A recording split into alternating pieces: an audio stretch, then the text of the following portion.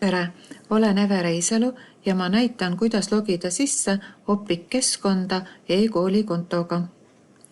Selleks kirjutame aadressiribale opiq.ee ja kui ei ole enne Opiqu keskkonnas sees käinud, siis avaneb selline tutvustav vaade ja tuleb vajutada üleval paremal logi sisse.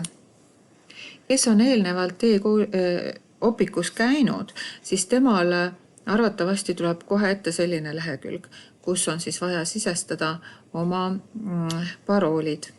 Meie kasutame selleks e-kooli sisse logimise võimalust. Vajutame e-kool. Ja nüüd tuleb kirjutada siia e-kooli kasutajanimed ja salasõna.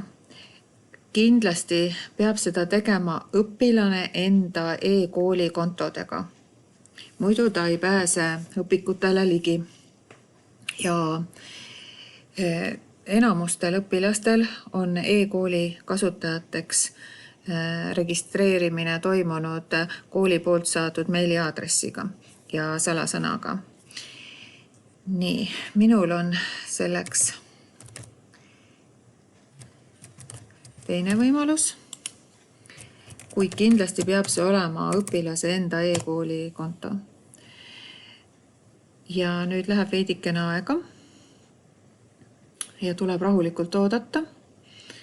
Nii, ja nüüd avanebki vaade õpilasel umbes sarnane, kus siis vasakul pool on tööd, mida on õpetaja palunud teha.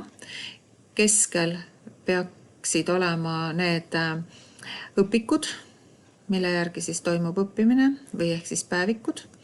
Ja kui nüüd on töö selles keskkonnas tehtud, siis väljalogimine toimub siit ülevalt oma nime alt. Klõpsad siin peal ja logi välja. Head ja edukat e-õppimist!